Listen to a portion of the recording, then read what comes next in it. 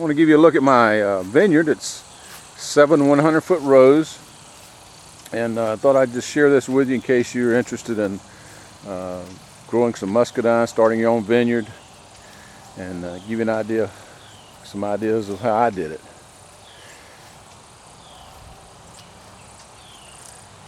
Each row is 10 feet apart. I made it 10 feet apart so I could drive my vehicle down through the middle there.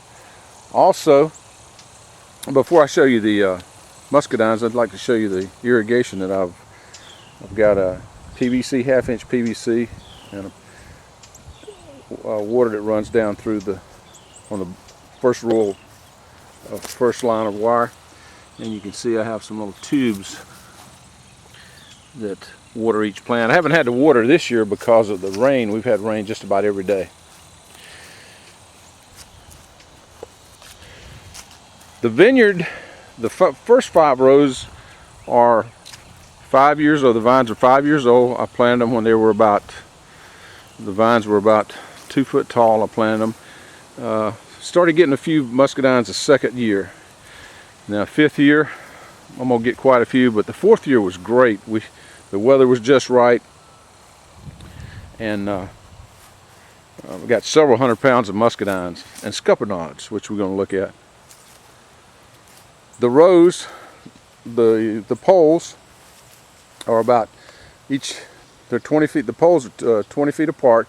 Now on each end, because there's so much weight from the muscadines, I've actually reinforced it. I'll just let you look at it and you can see how I did it. I've got these I don't know what you call these things here, like a pulley that you can tighten up your wire. This is your top wire. And I put a brace in here because of the weight. I had to put about 2 bags of Quickcrete in each end post.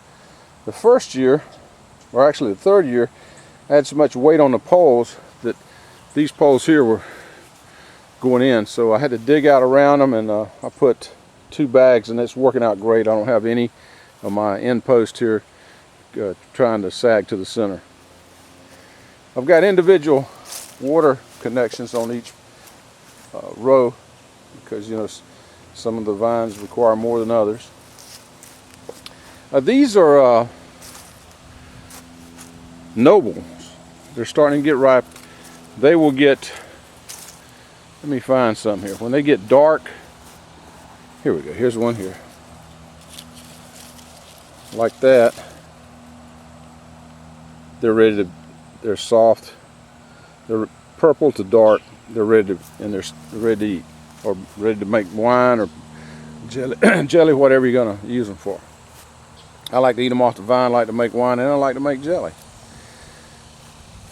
Just walk down through here. You can see these. I try to keep my muscadines separated by row according to the hybrid or the type, but they were mislabeled, so I've got them all mixed in here. These are nobles. Here's some more here. We'll just look under here. Those are nobles. I've got jumbos. Find the jumbos here in a minute.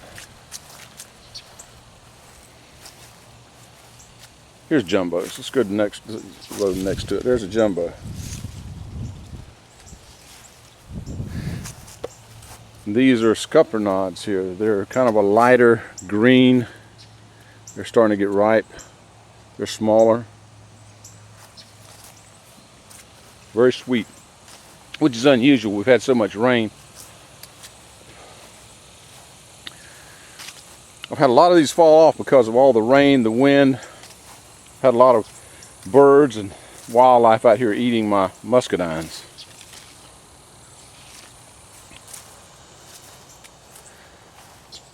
The muscadine is they thrive down here in the south. With all the heat and humidity we have, they do very well. I don't have to put any kind of pesticides on them. They don't require anything.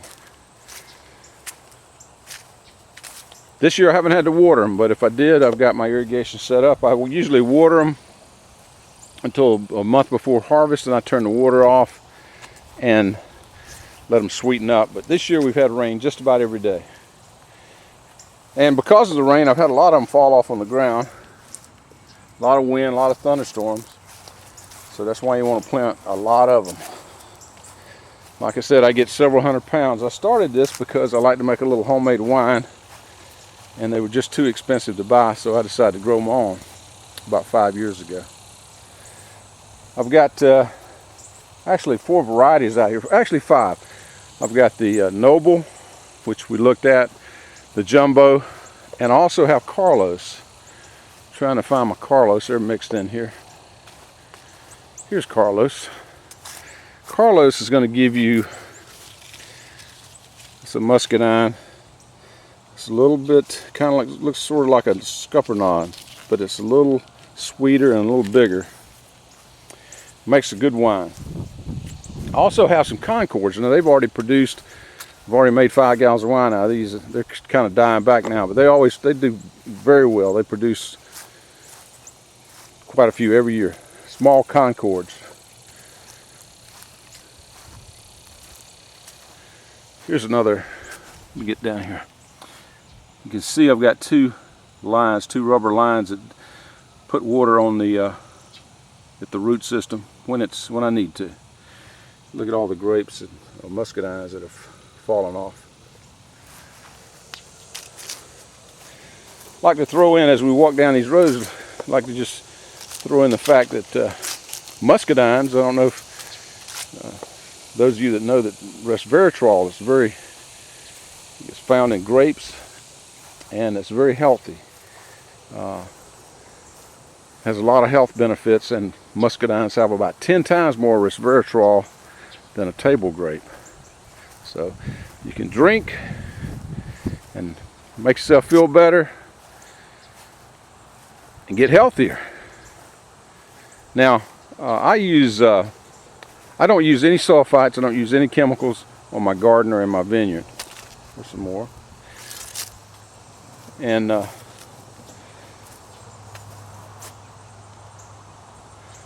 these vines, these 2 vines here are 3 years old. I planted them 2 years after the first 5 rows. But as I was saying, they have resveratrol in them, very healthy. I don't use any sulfites in my wine. I've got a process that I use to stabilize a wine that doesn't require sulfites. And if you get a little bit too much of your wine to drink, and you wake up the next morning, you don't have that hangover because you don't have the sulfites in your wine. These are starting to produce. Here's some 3-year-old vine right here, showing a lot of muscadines. Not very much vegetation, but a lot of muscadines.